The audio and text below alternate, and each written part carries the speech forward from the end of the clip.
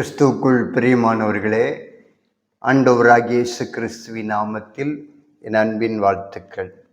இன்றைக்கான ரட்சிப்பின் சத்தம் ஏசாயா 54 அதிகாரம் 10வது வசனம். மலைகள் விலகினாலும் பர்வதங்கள் நிலை பெயர்ந்தாலும் என் கிருபை உன்னை விட்டு விலகாமலும் என் சமாதானத்தின் உடன்படிக்கை நிலை பெயராமலும் இருக்கும் என்று உன்மேல் மனதுருகுகிற கர்த்தர் சொல்லுகிறார். எனக்கு அன்பான கர்த்தருடைய பிள்ளைகளே, ஆண்டவர் உங்களை பார்த்து சொல்லுகிற வார்த்தை, என் கிருபை உன்னை விட்டு விலகாமல் இருக்கும். என்னுடைய கிருபை உன்னை விட்டு விலகாமல் எப்பொழுதும் கூடவே இருக்கும் என்று கர்த்தர் சொல்லுகிறார். நோவாவுக்கோ கர்த்தருடைய கண்களிலே கிருபை கிடைத்ததென்று எழுதப்பட்டிருக்கிறது. ஜலப்பிரளயத்தினாலே பெரிய ஒரு அழிவு உண்டானது. அந்த அழிவிலிருந்து பாதுகாத்தது கர்த்தருடைய கிருபை. அதே போல சோதோம் கோமோரா பட்டணம் வானத்திலிருந்து அக்கினியும் கந்தகமும் விழுந்ததினாலே அழிக்கப்பட்டது. ஆனால் லோத்துவுக்கோ கர்த்தருடைய கண்களிலே கிருபை கிடைத்தது. ஆகையினாலே லோத்து பாதுகாக்கப்பட்டார். எனக்கு அன்பான கர்த்தருடைய பிள்ளைகளே, ஆபத்து உங்களை சூழ்ந்திருக்கிறது போல நீங்க யோசிக்கிறீங்களா? என் வாழ்க்கை ஏன் இப்படி ஒரு சூனியத்தை போல மாறிவிட்டதே? எந்த காரியத்தை எடுத்தாலும் சரி அதுல தோல்வி. எந்த பக்கம் திரும்பினாலும் ஒரு பெரிய ஒரு ஆபத்து சூழ்ந்திருக்கிறதை போல உணர்கிறேன் என்று நீங்க சொல்லிக் கொண்டிருக்கிறீர்களா? இன்றைக்கு கர்த்தருடைய கண்களிலே உங்களுக்கு கிருபை கிடைத்திருக்கிறது. எப்படி பெரிய ஒரு அழிவிலிருந்து நோவாவுடைய குடும்பத்தை ஆண்டவர் பாதுகாத்தாரோ, அதே போல நோவாவுக்கு கர்த்தருடைய கண்களிலே கிருபை கிடைத்தது போல உங்களுக்கும் இன்றைக்கு கர்த்தருடைய கண்களிலே கிருபை கிடைத்திருக்கிறது. ஆகையினால இந்த இக்கட்டான சூழ்நிலையிலிருந்து தேவன் உங்களை பாதுகாக்க போகிறார்.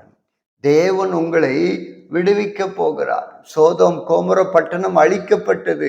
ஆனால் லோத்துவுக்கு கர்த்தருடைய கண்களிலே கிருபை கிடைத்தபடினாலே அவர் பாதுகாக்கப்பட்டார். அந்த கிருபை தான் இன்னைக்கு உங்களுக்கு கிடைத்திருக்கிறது. அது எப்படிப்பட்டது என்றால், மலைகள் விலகினாலும் பர்வதங்கள் நிலை பெயர்ந்தாலும் ஆண்டவருடைய கிருபை விலகாதுன்னு சொல்றார். எப்போதும் என்னுடைய கிருபை உங்களுக்கு உண்டாயிருக்கிறதுன்னு கர்த்தர் சொல்லுகிறார். நீங்க ஏன் கலங்கிட்டு இருக்கிறீங்க? நீங்க ஏன் பயந்து கொண்டிருக்கிறீங்க? நிறைய பேர் நீங்க கலக்கத்துல பயத்தில் இருக்கிறீங்க. நான் என்ன செய்வது? என் பிசினஸ் தோல்வியை நோக்கி போகுதே, என் பிள்ளைகளுடைய வாழ்க்கை சூனியமாகி விட்டதே, எனக்கு வேலை காரியத்துல ஒரு பெர்மனண்ட் இல்லையே அப்படின்னு நீங்க பலவிதமாக யோசித்து கொண்டிருக்கிறீங்க. அதனால்தான் இன்னைக்கு ஆண்டவர் சொல்றார், மலைகள் விலகினாலும் பர்வதங்கள் நிலை பெயர்ந்தாலும் என் கிருபை உன்னை விட்டு விலகாது. என்னுடைய சமாதானத்தின் உடன்படிக்கை நிலை பெறாமலும் இருக்கும் என்று உன்மேல் மனதுருகுகிற கர்த்தர் சொல்றார். நீங்க படுற கஷ்டத்தையும் நீங்க படுற வேதனையையும் ஏசப்பா பார்த்து உங்க மேல மனதுருகி சொல்லுகிறார். இவ்வளோ நாள் நீ கண்ணீர் வடித்தது போதும் மகளே, இவ்வளோ நாள் நீ பாடுபட்டது எல்லாமே வீணா போயிடுச்சே, நீ அழுது கொண்டிருக்கிறது போதும் மகனே. என்னுடைய கண்களிலே உனக்கு இன்றைக்கு கிருபை கிடைத்திருக்கிறது. ஆகையினால நீங்க பாதுகாக்கப்பட போறீங்க, நீங்க மேன்மைப்படுத்தப்பட போகிறீங்க, நீங்க உயர்த்தப்பட போகிறீங்க. கர்த்தருடைய கிருபை இருந்தா போதும். நாம் நிர்மூலமாகாமல் இருப்பது கர்த்தருடைய கிருபை என்று எழுதப்பட்டிருக்கிறது. நீங்க நிர்மூலமாயிருவோமோன்னு பயந்து போயிருக்கிறீங்க. எல்லாத்தையும் இழந்த சூழ்நிலையில் இருக்கிறேன்னு, எல்லாமே என்னை விட்டு போயிருமோ அப்படின்னு நீங்க பயந்து கொண்டிருக்கிறீங்க. இன்னைக்கு உங்க பயத்தை போக்குவதற்காக கர்த்தருடைய கண்களிலே உங்களுக்கு கிருபை கிடைத்திருக்கிறது. இனி நீங்க நிர்மூலமாக மாட்டீங்க. கிருபை அப்படின்னா தகுதி இல்லாத ஒருவனுக்கு தகுதியை கொடுப்பது, ஒண்ணுமே இல்லாத ஒருத்தனுக்கு பெரிய ஆசீர்வாதத்தை கொடுப்பது, இதுதான் கிருபை. ஆகையினால தகுதியே இல்லாம வாழ்ந்து கொண்டிருந்த நமக்கு கர்த்தருடைய கண்கள் இன்னைக்கு கிருபை கிடைத்திருக்கிறது. ஆகையினால இனி நமக்கு மேன்மை வரப்போகிறது. இனி ஆண்டவர் உங்களை உயர்த்த போகிறார். அவருடைய கண்கள்ல கிருபை மட்டும் கிடைச்சிட்டா போதும், நமக்கு உயர்வு ஆசீர்வாதம் எல்லாமே வந்துவிடும். ஆகையினால நீங்க கலங்காதுங்க. நீங்க வடித்த கண்ணீரை அவர் பார்த்து தான் உங்க மேல மனதுருகுகிற கர்த்தர் சொல்றார், எனக்கு உங்களுக்கு கிருபை கொடுக்கணும் அப்படின்னு நினைச்சு நான் கிருபை கொடுத்திருக்கிறேன். இனி நீங்க கீழே போகிறது இல்லை, நீங்க இனி மேலாக போகிறீர்கள். நீங்க இனி வாளாக போகிறது இல்லை, நீங்க தலையாக போகிறீங்க அப்படின்னு கர்த்தர் சொல்லுகிறார். இந்த கிருபை உங்களை விட்டு ஒரு நாளும் விலகாது. தாவீதுக்கு ஆண்டவர் கிருபை கொடுத்தார். கடைசி வரைக்கும் மரண பரியந்தம் தாவீதை ஆண்டவர் மேன்மைப்படுத்தி தான் வச்சிருந்தார். அதனால ஒரு நாளும் நீங்க இனி கீழாக போவதில்லை, மேலாக போகிறீர்கள். ஆண்டவருடைய கண்கள்ல உங்களுக்கு கிருபை கிடைத்து விட்டது. அன்னாள் கண்ணீர் வடித்து தேவ சமூகத்துல அழுதாள். ஆண்டவருடைய கண்கள்ல அவளுக்கு கிருபை கிடைத்து ஆண்டவர் அன்னாளை நினைத்தபடினாலே ஒரு சாமுவேல் பிறந்தார்.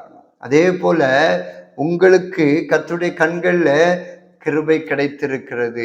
ஆண்டவர் உங்களை நினைத்து விட்டார். இந்த கிருபை உங்களை விட்டு விலகவே விலகாது. ஆகையினால தைரியமா இருங்க. ஆண்டவர் பாராட்டின கிருபைக்காக நன்றி சொல்லிக் கொண்டே இருங்க. ஆண்டவருடைய நாமத்தை உயர்த்தி கொண்டே இருங்க. நிச்சயமாகவே தேவன் உங்களை மேன்மைப்படுத்தி உயர்த்துவார். நம்ம ஜெபிக்கலாமா? பரலோக தகப்பனே, இந்த நாளில் எங்களுக்கு பாராட்டின கிருபைக்காக நன்றி. நாங்கள் நிர்மூலமாகாமல் இருப்பது உங்க கிருபைப்பா, உங்க கிருபை. அதற்காக நன்றி சொல்லுகிறப்பா. ஆண்டவர் ஒவ்வொரு பிள்ளைகளையும் மேன்மைப்படுத்து. என்னோடு கூட இணைந்து ஜெபிக்கிற ஒவ்வொருவருக்கும் நீர் பாராட்டின கிருபைக்காக நன்றி அப்பா. கிருபை கொடுத்ததற்காக ஸ்தோத்திரம். ஒவ்வொருவரையும் ஆசீர்வதியும், ஒவ்வொருவரையும் மேன்மைப்படுத்துங்கப்பா, உயர்த்துங்கப்பா, பாதுகாத்து கொள்ளுங்க. நீங்க அப்படி செய்கிறதற்காக ஸ்தோத்திரம், ஸ்தோத்திரம். துதி கன மகிமை எல்லாம் ஒருவருக்கு மாத்திரம் செலுத்துகிறோம். இயேசுவின் நாமத்தில் ஜெபிக்கிறோம் நல்ல பிதாவே, ஆமென்.